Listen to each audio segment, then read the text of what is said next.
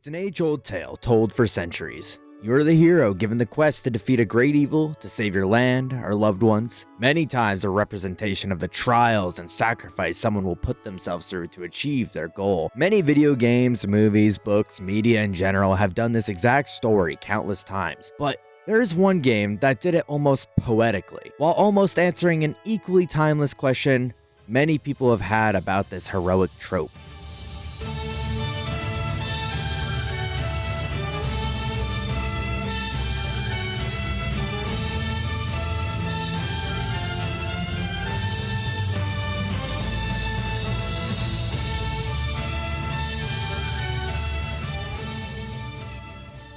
Bluepoint put their heart and soul into making this once gray and brown game into a visual spectacle. Just walking through the woods made me feel like I was a kid again, looking for newts in the backyard after rainfall. The beauty of the world is how decrepit and abandoned it is, remnants of a once-was civilization now overgrown and shattered, reminding us further of how alone we are here. There's no one besides you and your horse. At times, the quietness feels peaceful and reassuring.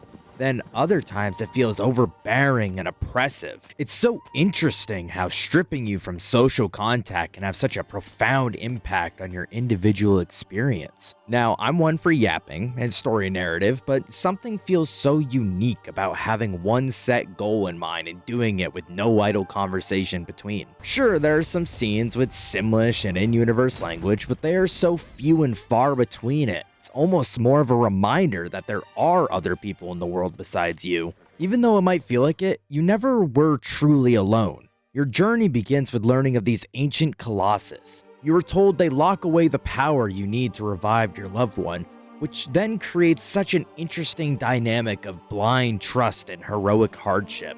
We don't ask questions, we don't second guess, we only do what we're told out of desperation. But the Colossus are no joke. Video games love to give their player a power trip. They want you to feel strong and capable, like this behemoth in front of you is just another roadblock for you to plow through. But the Colossus are not just another Goliath for you to conquer.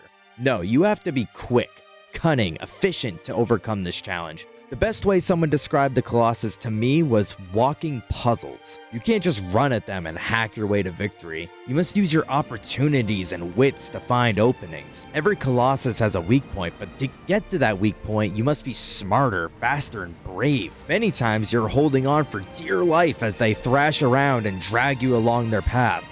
Each encounter turns from a mission to kill these monsters to a mission of survival. Once you finally do overcome this seemingly insurmountable challenge, you are not met with fanfare or trumpets singing your victory. Instead, a somber, almost haunting hum as you watch this once-was skyscraping beast slowly collapse. Even from the start, the game makes you question if this was the right thing to do, if we really needed to take a life to save a life, but your quest must go on. The amazing thing about each Colossus is they all have their own rules and environment to complement their unique physicality. Sure, the objective stays true for each encounter, but to get to that point is never the same.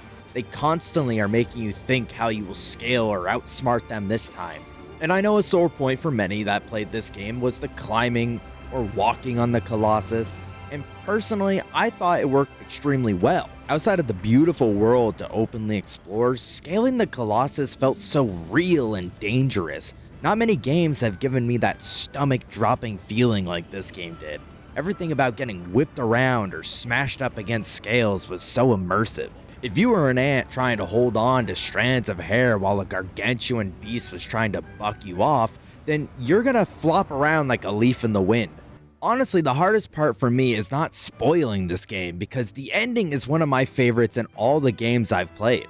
Now, I'm gonna play hopscotch a bit and say it breaks a lot of traditional tropes. This might sound redundant, but it's an expected twist almost. Through your journey, you get the sense that something's amiss, and when you get your answer, it, to me, was extremely satisfying. I truly think of what little Shadow of the Colossus gives you for story or narrative, it makes up for in action.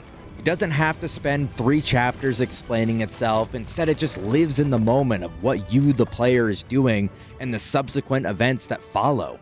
Shadow of the Colossus hit every beat for me, and I genuinely think it is a game anyone can find something to love in.